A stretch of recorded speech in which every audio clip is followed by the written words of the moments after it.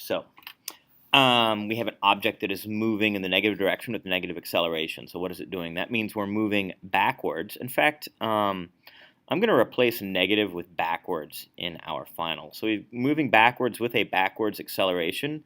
So our acceleration is in the same direction that we're moving, which means we've got to be speeding up. Now, we've got a model rocket with a good propulsion system. We're launching with an initial velocity of 40, and we want to know the maximum height that it'll reach. So let's see if we can label some things here. So I know that I start on the ground. I don't know what speed or what height I end up at. I know my initial speed is 40. I know that my speed at the top is going to be 0 when it reaches that final height. And I know the acceleration is going to be negative 10 meters per second squared. I don't know the time. Since I don't know the time, let me use the time less formula. So v squared equals v naught squared plus 2ax minus x naught.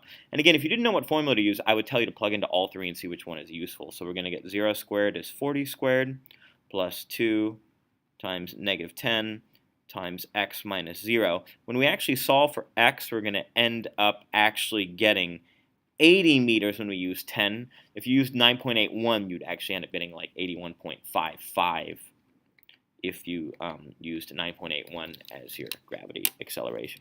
So that's number 9. All right, moving along here. Let's see, we've got velocity versus time graphs for two objects. So we want to compare displacements in the first one. So here the displacement, remember, is going to be the area, which is going to be 1/2 base times height, because it's a triangle. So that's going to be 1/2 times the base, which is 10, times the height, which is 20. So I'm getting 100 here. And for this one, the area is a rectangle, so that's going to be length times width. And so I'm actually getting an area of 200.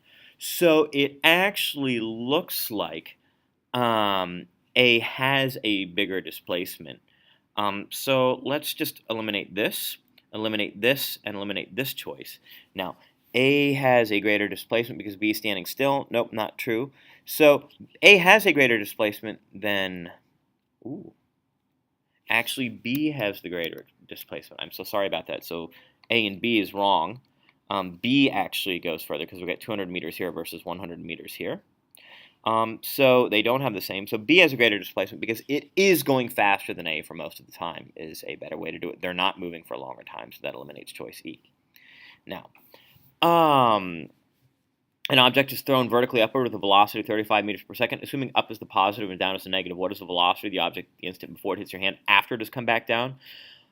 This is a little sign convention, but just so you know, when you throw something up in the air, it'll actually land at the same speed but in the opposite direction, and that choice, therefore, is E. We've done that a few times, and that's just a quick little review problem. Then for number 12, if a car accelerates from rest at a rate of 9 meters per second squared, how long will it take to travel 72 meters?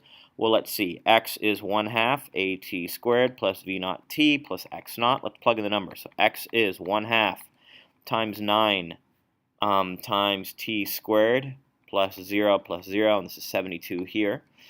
So we're getting 72, sorry, it's going to be 144 divided by 9 equals t squared. So t is going to end up actually being 12 over 3, which is 4 seconds when I solve. So I'm getting 4 seconds for that one. Now, for number 13, if this is the position graph, you want to get those graphs memorized. The velocity graph, well, I start off slow and move backwards faster and faster. So I'm going to get a graph like this, part C. And then number 14, we are accelerating from 44.7 to 224 meters per second over the course of 120 seconds. So with the acceleration, so v equals at plus v naught. So we got 224 equals a times 120 plus 44.7, and that's going to give us an acceleration of